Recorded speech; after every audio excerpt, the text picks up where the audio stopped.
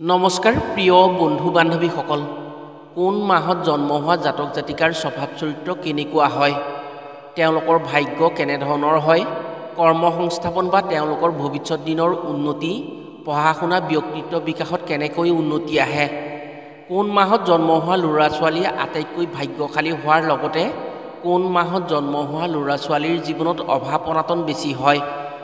জ্যোতিষশাস্ত্ৰ অনুসৰি বেলেগ বেলেগ মাহত জন্ম হোৱা ল'ৰা ছোৱালীৰ ভাগ্য আৰু স্বভাৱ চৰিত্ৰ বেলেগ বেলেগ হোৱা দেখিবলৈ পোৱা যায়।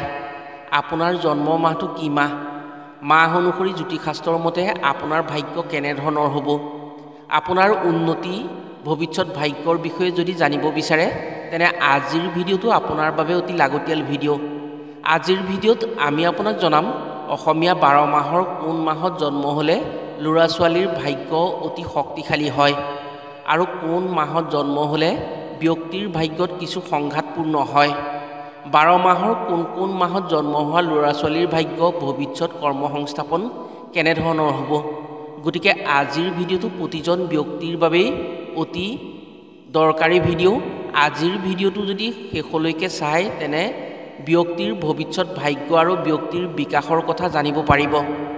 প্ৰিয় বন্ধু বান্ধৱীসকল, ভিডিঅ'টো যদি ভাল পায় তেনে এটা লাইক কৰাৰ লগতে কমেণ্ট বক্সত আপোনাৰ জন্ম কোন মাহত হৈছিল সেই কথা জনাবলৈ কেতিয়াও নাপাহৰিব। আৰু যদি আমাৰ চেনেললৈ প্ৰথম আহিছে তেনে চেনেলটো ছাবস্ক্ৰাইব কৰাৰ লগতে অন্য 10জনে উপকৃত হোৱাকৈ ভিডিঅ'টো শ্বেয়াৰ কৰিবলৈ অনুৰোধ জনালোঁ। জ্যোতিষশাস্ত্ৰৰ অনুসৰি প্ৰতিটো মাহৰ মহত্ব বেলেগ বেলেগ হোৱাৰ লগতে প্ৰতি মাহৰ গ্ৰহৰ গতিবিধি পৰিৱৰ্তন হয়। ফলত সেই মাহত জন্ম হোৱা ল'ৰা ছোৱালীৰ স্বভাৱ চৰিত্ৰ, ব্যক্তিত্ব বিকাশ আৰু ভাগ্যৰ লগত আন মাহত জন্ম হোৱা সকলৰ ভাগ্যৰ পাৰ্থক্য হয়। অসমীয়া বছৰৰ প্ৰথম মাহ হৈছে বহাগ মাহ। এই মাহত জন্ম হোৱা ল'ৰা ছোৱালীৰ ভাগ্য ভৱিষ্যত কৰ্ম সংস্থাপন বা ব্যক্তিত্ব বিকাশত উন্নতি কেনেধৰণৰ হ'ব পাৰে? বহাগ মাহত জন্ম হোৱা ল'ৰা ছোৱালীৰ ক্ষেত্ৰত সদায় তেওঁলোক সৰল, ন্যায়বান, ধাৰ্মিক আৰু কৰ্মদক্ষ হয়। এওঁলোকে সহজে অন্যায়ৰ বাটত যাব নোখোজে। সৎ পথেৰে কোনো খেলিমেলি নোহোৱাকৈ চলি থাকি ভাল পায়। মিছা কথা কোৱা মানুহক এওঁলোকে বেয়া পোৱাৰ লগতে এবাৰ যি এওঁলোকক মিছা কথা কয় ঘূৰাই এওঁলোকে বিশ্বাস নকৰে। বিদ্বান হোৱাৰ লগতে বুদ্ধিমান হয় বহাগ মাহত জন্ম হোৱা জাতক জাতিকা।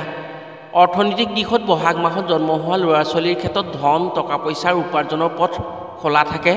ধন টকা পইচাৰ দিশত ধনী হয়। অভাৱত কেতিয়াও পৰিব লগা নহয় বহাগ মাহত জন্ম হোৱা জাতক জাতিকা। এওঁলোকৰ বিবাহিত জীৱনত মজলীয়া সুখ হয়। এওঁলোকৰ জীৱনত উন্নতিৰ সুযোগ দুবাৰ আহে। 18 বছৰৰ পৰা 24 বছৰৰ ভিতৰত প্ৰথমবাৰ সুযোগ আহে। আকৌ 34 বছৰৰ পৰা 40 বছৰৰ ভিতৰত দ্বিতীয়বাৰ সুযোগ আহে এওঁলোকৰ উন্নতিৰ ক্ষেত্ৰত। বহাগ মাহত জন্ম হোৱা জাতিকাসকলৰ ক্ষেত্ৰত অৰ্থাৎ ছোৱালীসকলৰ ক্ষেত্ৰত ছোৱালীসকল সহজ সৰল আৰু সৎ প্ৰকৃতিৰ হয়। এওঁলোকৰ জীৱনত প্ৰথম ছোৱা দুখ কষ্টৰ মাজেৰে পাৰ হয় যদিও জীৱনত মাজভাগৰ পৰা সুখী আৰু সৌভাগ্যৱতী হ'ব পাৰে। এওঁলোকৰ সন্তান গুণৱান আৰু প্ৰতিভাৱান হয়। এওঁলোক শিল্প সাহিত্যৰ প্ৰতি অনুৰাগী হয়। অৰ্থনৈতিক দিশত কেতিয়াও কষ্ট পাবলগীয়া নহয়। জেঠ মাহত জন্ম হোৱা ল'ৰা ছোৱালীৰ ক্ষেত্ৰত তেওঁলোক সৎ আৰু সত্যবাদী হয়। সৎভাৱে চলিলে এওঁলোকে জীৱনত বহুত উন্নতি কৰিব পাৰে। এওঁলোকে পৈতৃক সম্পদৰ অধিকাৰী হ'ব পাৰে। এওঁলোকৰ কপালত হঠাৎ ধন প্ৰাপ্তিৰ সুযোগ আহে। লটাৰী বা কোনো আত্মীয়ৰ সুযোগত হঠাৎ ধন পাব পাৰে এওঁলোকে খুব সোনকালে আনৰ ওপৰত প্ৰভাৱ বিস্তাৰ কৰিব পাৰে। 36 বছৰ বয়সৰ পাছৰ পৰা এওঁলোকৰ জীৱনৰ গতি সলনি হয়। জেঠ মাহত জন্ম হোৱা ছোৱালীসকলৰ ক্ষেত্ৰত সচৰাচৰ ৰূপৱতী হোৱা দেখিবলৈ পোৱা যায়। বিবাহিত জীৱনত সুখী হ'ব পাৰে। স্বামীৰ পৰা অকৃত্ৰিম মৰম পায়। বিবাহৰ আগত তেওঁলোকৰ যি চৰিত্ৰ থাকে বিবাহৰ পাছত সেই চৰিত্ৰ সলনি হৈ পৰে। ধন টকা পইচাৰ ক্ষেত্ৰত সুখী হ'ব পাৰে। আহাৰ মাহত জন্ম হোৱা জাতকসকল আমোদ আৰু কৌতুক প্ৰিয় হয়। এওঁলোকে সদায় আনন্দত থাকি ভাল পায়। যিমান কষ্টত থাকিলেও মন সদায় ৰঙীন কৰি ৰাখে। নিজৰ দুখ আনক কেতিয়াও নেদেখুৱায়। এওঁলোকে অতি বিশ্বাসভাজন হ'ব পাৰে। নিজে বিশ্বাসী আৰু আনকো বিশ্বাস কৰে। সেয়েহে এওঁলোকে আনৰ পৰা সদায় সহায় পায়। এওঁলোক গুণী জ্ঞানীৰ লগতে বুদ্ধিয়ক হয়। আহাৰ মাহত জন্ম হোৱা ছোৱালীসকলৰ ক্ষেত্ৰত এওঁলোক সদায় স্বাস্থ্যৱতী আৰু সুন্দৰী হৈ থাকে। এওঁলোকৰ ৰূপে বহুতক আকৰ্ষিত কৰে। কিন্তু এওঁলোকে নিজৰ স্বামীৰ বাদে আনক গুৰুত্ব নিদিয়ে। এওঁলোকে যিকোনো পৰিৱেশতে নিজকে খাপ খুৱাই ল'ব পাৰে। ধন টকা পইচাৰ ক্ষেত্ৰত এওঁলোকৰ কষ্ট কেতিয়াও নহয়। শাওণ মাহত জন্ম হোৱা জাতক কিছু আত্মকেন্দ্ৰিক হোৱা দেখিবলৈ পোৱা যায়। এওঁলোক খুব গম্ভীৰ, সোনকালে সহজ নহয়। এওঁলোকে নিজৰ খুচিমতে ধন টকা পইচা উপাৰ্জন কৰিব পাৰে। খুব কম বয়সতে ধন ঘটাৰ সুযোগ আহে এওঁলোকৰ বাবে। এওঁলোকে আনৰ ওপৰত কেতিয়াও ভৰসা নকৰে, সদায় নিজৰ ভৰিত নিজে থিয় দিবলৈ চেষ্টা কৰে। শাওণ মাহত জন্ম হোৱা ছোৱালীসকলৰ ক্ষেত্ৰত চেহেৰা মিঠা বৰণৰ হয়। এওঁলোকে সকলোৰে মৰম আদৰ লাভ কৰিব পাৰে। এওঁলোক কিছু নৰম প্ৰকৃতি হোৱাৰ বাবেই বিভিন্ন কাৰণত এওঁলোকে আঘাত পাবলগীয়া হয়। আনৰ শত্ৰুতাৰ বাবে কেতিয়াবা এওঁলোক বলি হ'বলগীয়া হয়। শাওণ মাহত জন্ম হোৱা জাতিকাই স্বামীৰ পৰা মাজে মাজে অবিশ্বাসী হ'বলগীয়া হয়। এওঁলোকে নিজে কিছু সাৱধান হ'ব পাৰিলে সকলো ক্ষেত্ৰত সুখী হ'ব পাৰে। ভাদ মাহত জন্ম হোৱা জাতকৰ ক্ষেত্ৰত জাতকসকল তেজস্বী আৰু অধিক পুৰুষত্বধাৰী হয়। এওঁলোকে নিজৰ ওপৰত অধিক বিশ্বাস ৰাখে। এওঁলোকৰ মনত কিছু অহংভাৱ থাকে বাবেই এওঁলোকক আনে ভুল বুজে। এওঁলোকৰ শত্ৰু বেছি আৰু শত্ৰুৱে ক্ষতি কৰিব বিচাৰে যদিও শত্ৰুৱে একো ক্ষতি কৰিব নোৱাৰে। এওঁলোকৰ বিবাহিত জীৱনত মধ্যমীয়া সুখ হয়।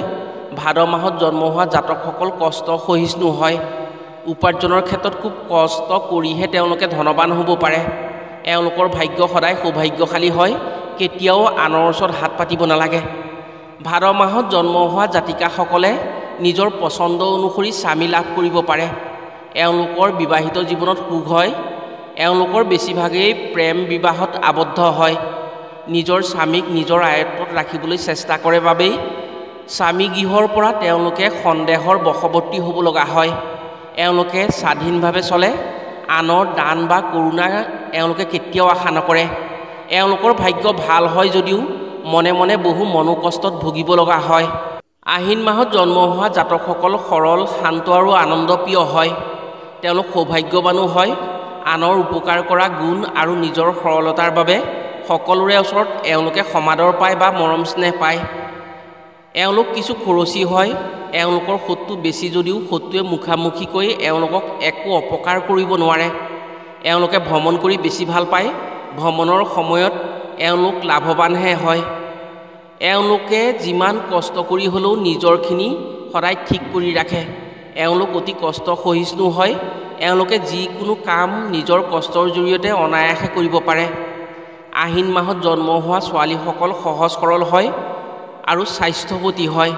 এওঁলোকে মিঠা কথাৰ অধিকাৰিণী হয়। এওঁলোকে স্বামী ভক্তি কৰাৰ লগতে স্বামীৰ সকলো ক্ষেত্ৰতে সহায় সহযোগিতা কৰে। এওঁলোক কঠোৰ পৰিশ্ৰমী আৰু শিশুপ্ৰিয় হয়। এওঁলোকৰ কম কথাত খং উঠে, কিন্তু কোনোবাই যদি বুজাই দিয়ে বুজি পোৱাৰ পাছত মৰমীয়াল হৈ পৰে। কাতি মাহত জন্ম হোৱা জাতকসকল সৰল মনৰ আৰু ধাৰ্মিক হয়। এওঁলোকে নিজৰ কঠোৰ পৰিশ্ৰমৰ ফলত ধনৱান হ'ব পাৰে। এওঁলোক কৰ্মদক্ষ আৰু সাহসী হয়। এওঁলোকৰ বন্ধু বান্ধৱ বেছি হয়, কিন্তু বন্ধু বান্ধৱে এওঁলোকক তলে তলে অন্যায় কৰে। বিপদৰ সময়ত নলে গলে লগা বন্ধুৱেও অকলশৰীয়া কৰে, ফলত যিকোনো বিপদত অকলে যুঁজিব লগা হয়। কাতি মাহত জন্ম হোৱা ছোৱালীসকল সুন্দৰী হোৱাৰ লগতে মধুভাষীৰ হয়। এওঁলোকে সপোন বেছি দেখে, কিন্তু বহুতেই সেই সপোন বাস্তৱ কৰাত ব্যৰ্থ হয়। কিছু জেদী হোৱাৰ বাবে সদায় তৰ্কত লিপ্ত থাকিব লগা হয়। এওঁলোকৰ বান্ধৱীয়ে শত্ৰুতা কৰি অন্যায় কৰে। এওঁলোকক সাৱধান নহ'লে এওঁলোকে আপোন মানুহৰ ওচৰত ঠগন খাবলগীয়া হয়। আঘোণ মাহত জন্ম হোৱা জাতকসকল বন্ধুপ্ৰিয় হয়। এওঁলোকে জীৱনত বন্ধুৰ পৰা বহু সহায় পায়। এওঁলোকৰ ভাগ্য অধিক শক্তিশালী হয়। ভাগ্যই বহু সহায় কৰে এওঁলোকক। যিকোনো দিশত এওঁলোকে নিজৰ পৰিস্থিতি নিজে নিয়ন্ত্ৰণ কৰিব পাৰে। এওঁলোকৰ ধন টকা পইচা নাটনি নহয়। কৰ্মৰ জৰিয়তে কৃতিত্ব পোৱাৰ উপৰিও এওঁলোকে উচিত ফলাফল লাভ কৰিব পাৰে। দাম্পত্য জীৱনত আঘোণ মাহত জন্ম হোৱা জাতক জাতিকা সুখী হ'ব পাৰে। এওঁলোকৰ ক্ষেত্ৰত আত্মীয় কুটুম্বৰ পৰা শত্ৰুতা হয়। আপোন মানুহে এওঁলোকক অন্যায় কৰে। পাৰিবাৰিক ক্ষেত্ৰত এওঁলোক সুখী হ'ব পাৰে যদিও নিজৰ ঘৰৰ মানুহৰ পৰাই শত্ৰুতা পায়। পৰিষ্কাৰ পৰিচ্ছন্ন হোৱাৰ লগতে এওঁলোকে সাধাৰণ জীৱন যাপন কৰি বেছি ভাল পায়। আঘোণ মাহত জন্ম হোৱা ছোৱালীসকলৰ ক্ষেত্ৰত ছোৱালীসকলৰ বৰণ বগা হয় আৰু সুন্দৰী হয়। বুদ্ধিমতী আৰু মেধাসম্পন্ন হয়। এওঁলোকৰ প্ৰতি বহুজন আকৃষ্ট হয় বাবেই এওঁলোকৰ বিপদ কম নহয়।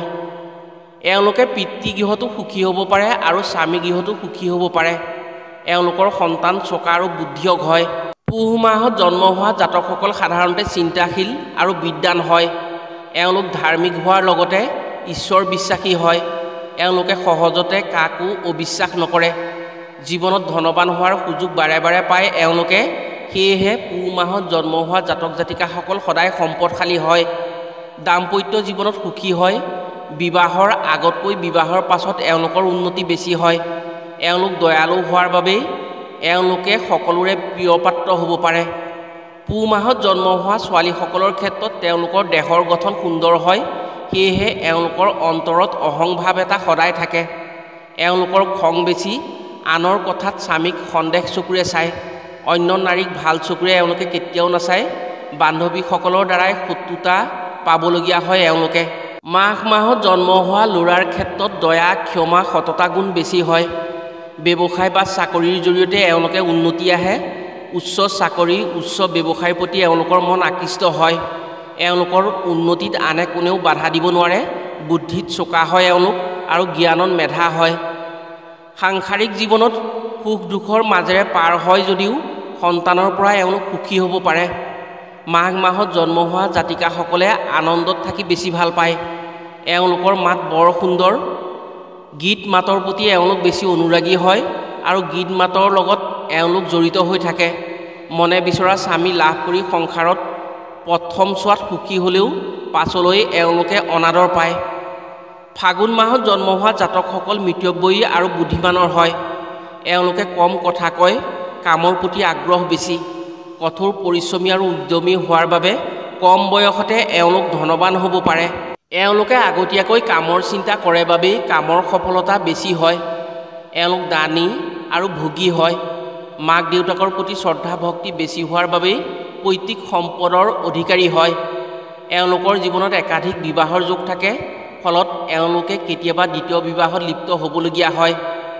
ফাগুন মাহত জন্ম হোৱা জাতিকাৰ ক্ষেত্ৰত জাতিকাসকল চঞ্চল হয়। জীৱনৰ প্ৰথম চোৱাত গাত কথা নালাগে এওঁলোকৰ, কিন্তু বিবাহৰ পাছত সুখী হ'ব পাৰে। বিবাহৰ পাছত তেওঁলোকৰ সলনি হৈ পৰে আৰু তেওঁলোকৰ চৰিত্ৰ সলনিৰ বাবে গহীন গম্ভীৰ হ'ব পাৰে। ফাগুন মাহত জন্ম হোৱা জাতিকাসকল ভাগ্যৱতী, পুত্ৰৱতী হয়।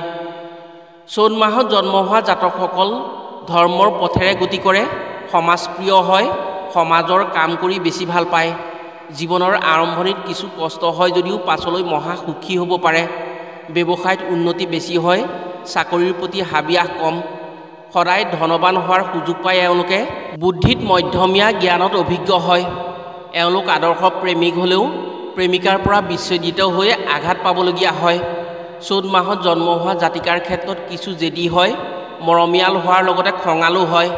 স্বামীৰ পৰা বহু মৰম পায়, কিন্তু স্বামীক নিজৰ অধীনত ৰাখিবলৈ চেষ্টা কৰে বাবেই স্বামীৰ পৰা মাজে মাজে অকথ্য কথা শুনিবলগীয়া হয়। মনত অহংকাৰ ভাৱ থকাৰ বাবেই বেছি কষ্ট পায়। নিজৰ খামখিয়ালিৰ বাবেই বিবাহিত জীৱনত কষ্ট পাবলগীয়া হয় চ'ত মাহত জন্ম হোৱা জাতিকাসকলে। প্ৰিয় বন্ধু বান্ধৱীসকল, মাহ অনুসৰি জাতক জাতিকাৰ জন্মৰ ফলাফল এনেধৰণৰ হয়। আশা কৰিছোঁ নিশ্চয় ভিডিঅ'ৰ জৰিয়তে উপকৃত হ'ব পাৰিছে। আজিলৈ ভিডিঅ'টো ইমানতে সামৰিছোঁ। পুনৰ অন্য এটি ভিডিঅ'ৰ জৰিয়তে লগ পোৱাৰ আশাৰে সকলো ভালে থাকক, সুস্থ থাকক। ধন্যবাদ।